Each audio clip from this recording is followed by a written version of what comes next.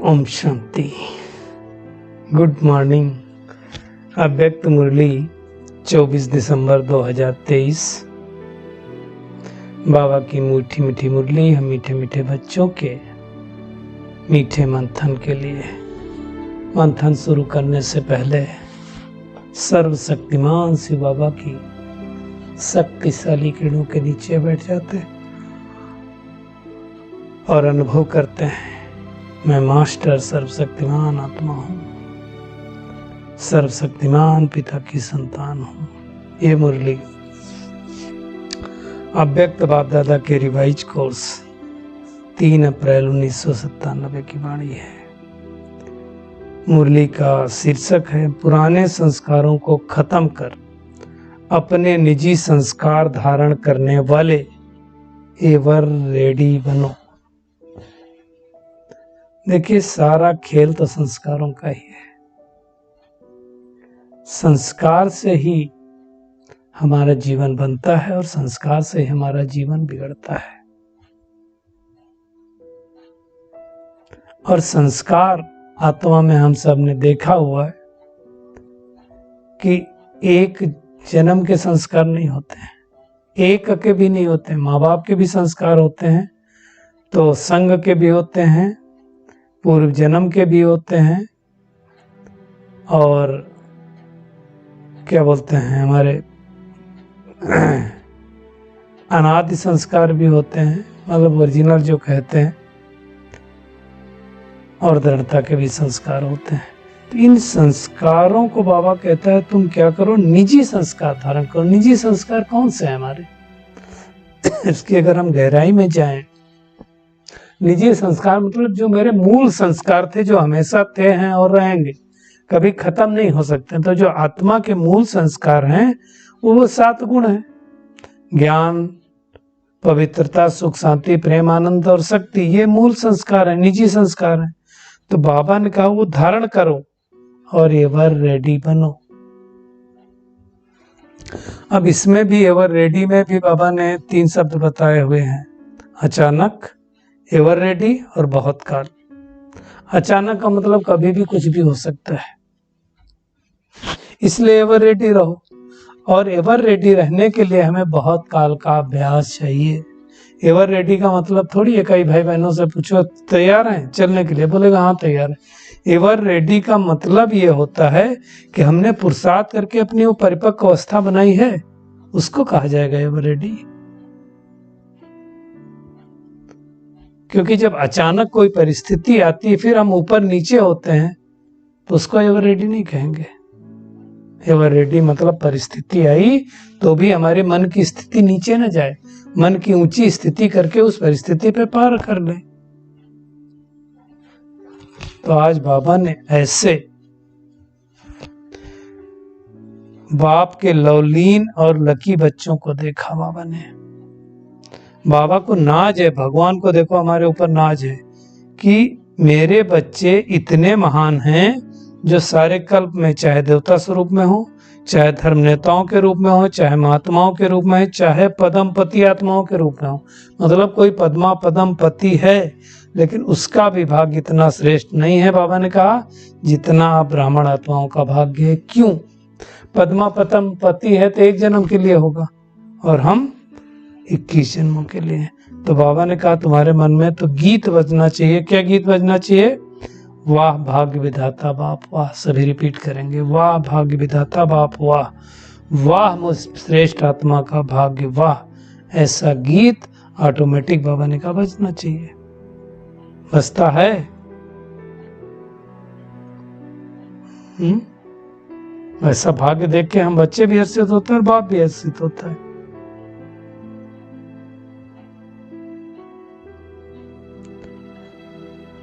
बजता है। अब जैसे कहेंगे कि सदा ये गीत बजते हैं, तो कभी कभी इस गीत के बीच में आ जाता है लेकिन। अब ये लेकिन शब्द बड़ा गड़बड़ वाला। कहते हैं लेकिन के कारण तो महाभारत हुई। लेकिन, किंतु, परंतु, मैं ऐसा करता लेकिन, मेरा तो बहुत अच्छा पुरुषार्थ चल रहा था लेकिन ऐसा हो गया, मैं तो रोज अमृत बेला उठता था लेकिन आज ऐसा हो गया।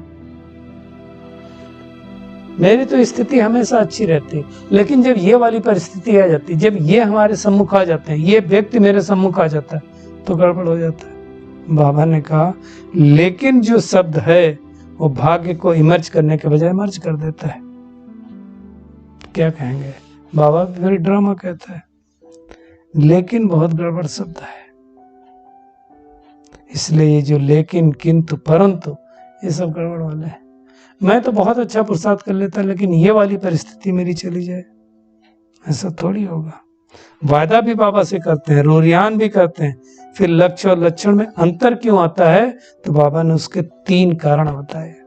पहला है 3 बातें, एक सोचना, सोचना मतलब संकल्प करना, और दूसरा है बोलना, मतलब मुख से बोलना, वर्णन करना, और तीसरा है कम में प्रैक्टिकल अमल करना, अर्थात चाल चलन में लाना। पिछली मुरली में भी बाबा ने व्यर्थ के लिए कहा था, सोचना, बोलना और करना। देखो व्यर्थ कहाँ तक है, समर्थ कहाँ तक है। तो आज भी बाबा कह रहा है सोचना, बोलना और चाल चलन में लाना, मतलब प्रैक्टिकल में अनुभव करना, कर्म में लाना। तीनों में समान बैलेंस नहीं है, और जब बैलेंस नहीं है तो फिर लेकिन आएगा। सोचने की गति बाबा ने कहा अच्छी है, फास्ट है, बोलने में रफ्तार, बोलने में 75% ठीक है, लेकिन चाल चलन में क्या है, उसकी टोटल मार्क्स बाबा ने कम बताया। सोचने में चलो अच्छा है, बोलने में भी अच्छा है, लेकिन हमारे चलन में आया तो बाबा ने जो मार्क्स दिया,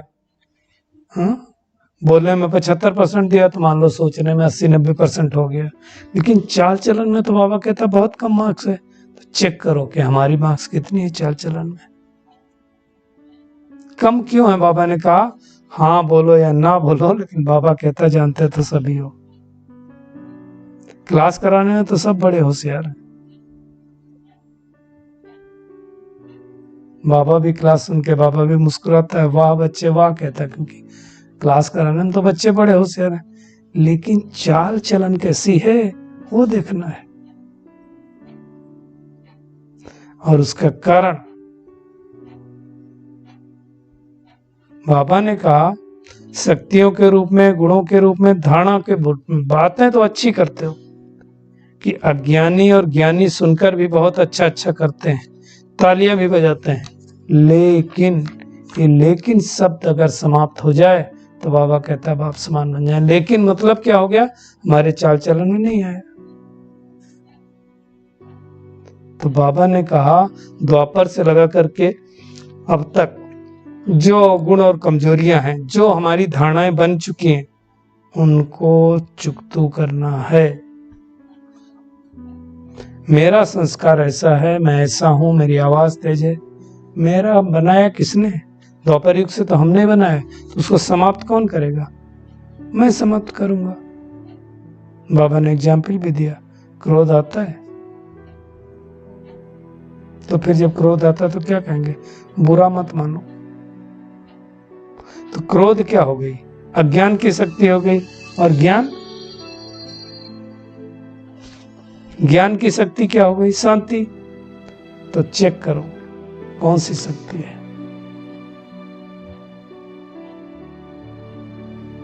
बाबा ने कहा कि अभी हर गुण को, हर ज्ञान की बात को संस्कार रूप में बनाओ, मतलब जो ज्ञान प्रैक्टिकल में हम सुनते हैं वो हमारा संस्कार बन जाए। बाबा ने कहा आपके निजी संस्कार कौन है? क्रोध के हैं, सहन शक्ति के हैं। बाबा ने कहा जैसे अवगुणों को कूट कूट के अंदर डाल दिया है। कई लोग बोलते हैं ना मेरा क्रोध का संस्कार है, तो बाबा कहता है गुणों को भी कूट कूट कर अंदर डालो, संस्कार बनो। निजी संस्कार कौन सा है? बाबा ने कहा याद करो, रावण के संस्कार को नहीं, रावण की जयजात नहीं, पराय माल को अपना नहीं बनाया। जैसे दुनिया में कहते हैं राम राम जपना, पराय माल अपना, वो नहीं। बाबा के खजाने को अपना खजाना बनाओ, रावण की चीज को नहीं। बाबा ने कहा रावण चीज को यूज करते हो, बाप की चीज को गुम कर देते हो।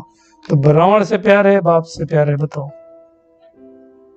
बाबा ने कहा जो अच्छा लगता है, सभी कहेंगे बाप से प्यार है, तो जो अच्छा लगता है उसकी बात निश्चय की स्याही से दिल में समा जाती है।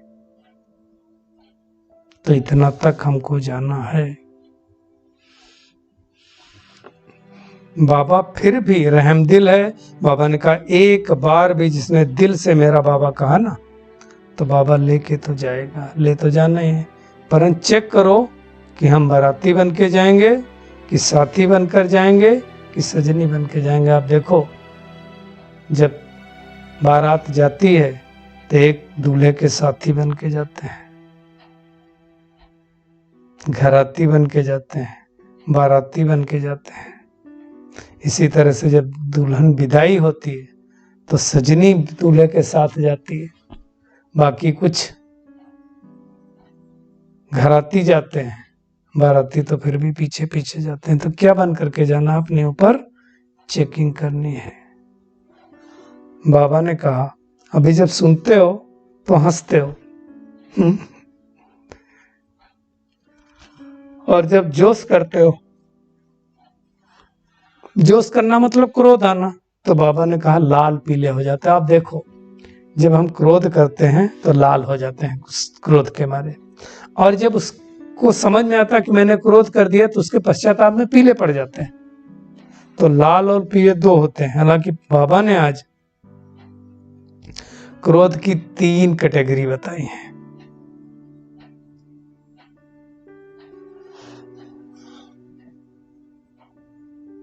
बाबा ने कहा देखो, पवित्रता में तो पास है, मेजोरिटी 75% दिया बाबा ने। दूसरा जो आता है क्रोध,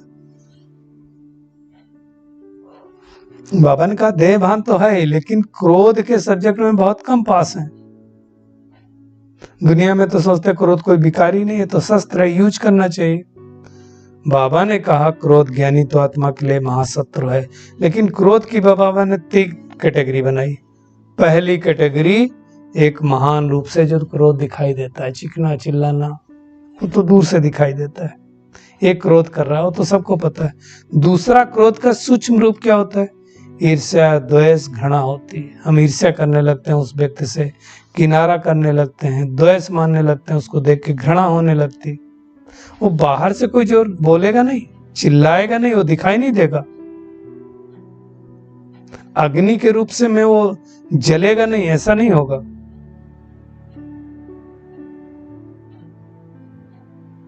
लेकिन क्रोध का जो रूप है वो अंदर ही अंदर जलता रहेगा। जैसे ईर्ष्या द्वेष घृणा है, वो अंदर अंदर जलाएगी, बाहर नहीं दिखाई देगी ज्वाला स्वरूप में। तो ये ईर्ष्या द्वेष घृणा भी हमारे अंदर कहां तक है, उसको भी चेक करना है। बाहर से इसमें लाल पीला नहीं होगा। वो पहला वाला जो क्रोध है उसमें लाल पीला होगा, दूसरे में बाहर से लाल पीला नहीं होगा, अंदर से जलता रहेगा। बाबा ने कहा वो तो लाल पीला होता है फिर भी ठीक है, लेकिन वो काला हो जाता है। तो तीसरा क्रोध क्या है, काला, अंदर से काला। अंदर से काला होना और भी गड़बड़ है, दिखाई भी नहीं दे रहा है। बाबा ने कहा तीसरा है क्रोध चतुराई का रूप का। क्या चतुराई का रूप में है तीसरा क्रोध, कि कई बच्चे फिर क्या कहते हैं, देखिए वैसे तो मैं क्रोध नहीं करता हूं, लेकिन कहां कहां पे लाभ उठाने पड़ता है दूसरों के कल्याण के लिए। बाबा ने कहा कोई मुरली में हमने कहा है आपको कि ला उठाओ, क्रोध नहीं करो। ला उठाने के अंदर का रूप भी वही क्रोध का अंश होता है, कि ये नियम है तो करना पड़ेगा। तो कई भाई बहनें तो बोल देते हैं भाई। अच्छा, होता क्या है कि जब एक्सपेक्टेशन बहुत ज्यादा होती है लोगों की, तो अगर किसी को कुछ बोल दो तो उनको तो क्रोध ही लगेगा। जैसे ऑफिस में कई बार होता है, मान लो आपने काम बोला भाई ऐसा काम कर दो, तो नहीं मैं ऐसा करूंगा। फॉर एग्जाम्पल आपने बोला कि ऐसा करो नहीं तो मैं ये हाईलाइट कर दूंगा, ऊपर मेल कर दूंगा, मान लो आपने कहा, मैं आपको गुस्सा आ रहा है, मतलब काम बताना भी गुस्सा हो गया। ऐसा भी सोचते हैं ना लोग। अभी थोड़े दिन पहले की बात है, मैं अपनी ही बात बताता हूँ कि एक प्रॉब्लम आ रही थी किसी के कारण, बार बार प्लांट में प्रॉब्लम आ रही थी। 3 बार बंद हो चुका था प्लांट, चौथी बार बंद होने के लिए तैयारी था और पता था इसकी प्रॉब्लम की वजह से हो रहा है। उनको बार बार बोल रहे थे, नहीं किया। तो हमने कहा भाई देखो, आप बार बार आपको बताने के बाद नहीं किया, अगर आप इसको आज भी नहीं करेंगे तो मैं बंद कर दूंगा प्लांट। अब जैसे मैंने ये कहा तो उनको क्या फीलिंग होगी? क्रोध आया। है तो सिंपल बात, अगर आप प्रॉब्लम नहीं ठीक करोगे तो चलेगा कैसे? लेकिन आज संसार में, आप दुनिया में भी देखो, दुकान से सामान लो और दुकानदार को बोलो कि भाई चलेगी, गड़बड़ तो नहीं होगी ये सामान, आप टेंशन मत लो। अरे भाई हमने तो आपसे पूछा है, टेंशन कब लिया?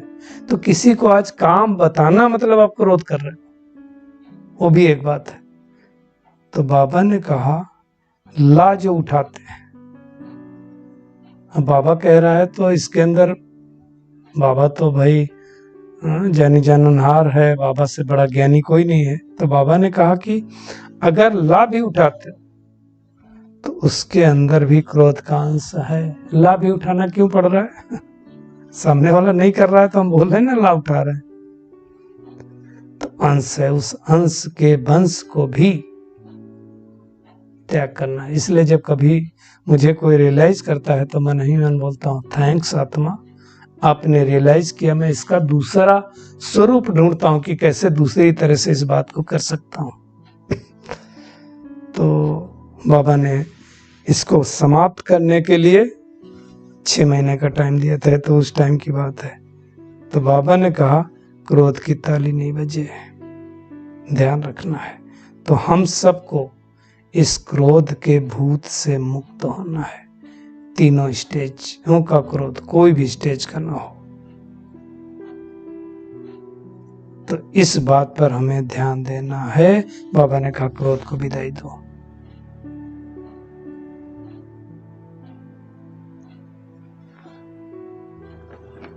तो ये बात हम सबको ध्यान रखने की। बाबा ने कहा इच्छा लोभ बाद में आता है, क्रोध चला गया तो सब चला जाएगा। लोभ सिर्फ पैसे और खाने का ही नहीं होता, और बहुत सारे बात होता है। जैसे इच्छा नहीं लेकिन अच्छा लगता है। बाबा ने कहा अहंकार भी खत्म हो जाएगा। अहंकार भी होता है ना, ज्ञान का भी अहंकार होता है, मैं बड़ा समझदार हूं, मैं जानता हूं। क्रोध कब आता है? जब मैं ये जानता हूं, ये सामने वाला नहीं जानता है, तो भी क्रोध आता है। तो ऐसा हमें क्रोध मुक्त बनना है। और दूसरी बाबा ने एक हिदायत दी कि कई बार हम देखते हैं कोई पुराने बच्चे हैं, अब पुराना बच्चा है महारथी, तो उसको देखते हैं, उसकी कोई विशेषता को हम नहीं देखते, उसकी कमी कमजोरियों को देखते हैं गहराई से, विशेषता को कम देखते हैं। फिर सोचते हैं कि महारथी भी करते हैं तो हमने पीछे कर लिया तो कौन सा बात है। बाबा ने अंडरलाइन कराया, हम सब अंडरलाइन करेंगे। महारथियों के बहुत काल का पुरुषार्थ उन्हों को एडिशन मार्क्स दिला करके भी पास भी दानर करा देगा। हमारा तो थोड़े दिन का है, तो हम उनसे कंपेयर कैसे कर सकते हैं? आप सोचो, कोई 30 साल से ज्ञान में चल रहा है, और अगर हर रोज का 1 घंटा जमा हुआ तो आप सोचो 30 साल में कितने घंटे हो गए। हम तो कल आए, तो हमको तो उससे कंपेयर करना ही नहीं है। फिर हम कहते हैं हमने भी बहुत देख लिया, महारथियों को देख लिया कि महारथी कैसे हैं, हम ही अच्छे। ये भी अभिमान है, तो अभिमान भी नहीं करना है। तो आज का टेक होम एक ही है। एक तो क्या करना है हमें, अपने निजी संस्कार, वर्जिनल संस्कार, मूल संस्कारों को धारण करना है। और 3 शब्द याद रखना है, अचानक, एवर रेडी, बहुत काल। अचानक जाना है, उसके लिए एवर रेडी रहना है, और बहुत काल का अभ्यास करना है। सोचना, बोलना और प्रैक्टिकल चाल चलन में लाना, करना मतलब एक समान करना है। क्रोध की तीनों स्टेज, पहली स्टेज, दूसरी स्टेज और चतुराई की स्टेज, कोई भी स्टेज नहीं रखनी है। और बाप समान बनना है। आज का बाबा का वरदान है, सबको अमर ज्ञान दे, अकाले मृत्यु के भय से छुड़ाने वाले शक्तिशाली सेवाधारी भव। सबको अमर ज्ञान दे, अकाले मृत्यु के भय से छुड़ाने वाले शक्तिशाली सेवाधारी भव। देखो आजकल दुनिया में डर है, सबसे बड़ा डर क्या है? मृत्यु का डर है। तो बाबा ने कहा मृत्यु से खा भी रहे हैं, चल भी रहे हैं, सो भी रहे हैं, डर लगता है पता नहीं कब क्या हो जाए। बाबा ने कहा ऐसी आत्माओं को खुशी की बात सुनाकर भय से छुड़ाओ। डिप्रेशन में लोग जी रहे हैं, है ना, क्या सुनाओ कि हम आपको 21 जन्मों के लिए अकाले मृत्यु से बचा सकते हैं। सत्युग त्रेता में तो अकाले मृत्यु होती नहीं, तो खुशखबरी दो, हर आत्मा को अमर ज्ञान देकर के अमर बनाओ, जिससे वो क्या हो, अकाले मृत्यु से बच जाएं। बाबा ने कहा ऐसे अपने शांति और सुख के वाइब्रेशन से सुख चैन की अनुभूति कराने वाले शक्तिशाली सेवाधारी बनो। तो वैसा हम सबको करना है। स्लोगन है, याद और सेवा का बैलेंस रखने से ही सबकी दुआएं मिलती हैं। दोनों का बैलेंस रखना है। चलिए परमात्मा किरणों के नीचे बैठ जाते हैं और अनुभव करते हैं, मैं आत्मा हर आत्मा को अमर ज्ञान दे करके अकाले मृत्यु से मुक्त करने वाली मुक्ति जीवन मुक्ति दाता की संतान, सबको मुक्ति जीवन मुक्ति दाता देने वाली शक्तिशाली आत्मा हूं। संपूर्ण रूप से क्रोध मुक्त आत्मा हूं। अपने निजी संस्कारों को धारण करने वाली, रावण के संस्कारों से विदाई लेने और देने वाली पावरफुल आत्मा हूं। सोचना, बोलना और करना अर्थात अपने चाल चलन से बाप की प्रत्यक्षता कराने वाली आत्मा हूं। शुक्रिया मीठे प्यारे बाप दादा, शुक्रिया आप सभी का इस मीठे मंथन के लिए। ओम शांति।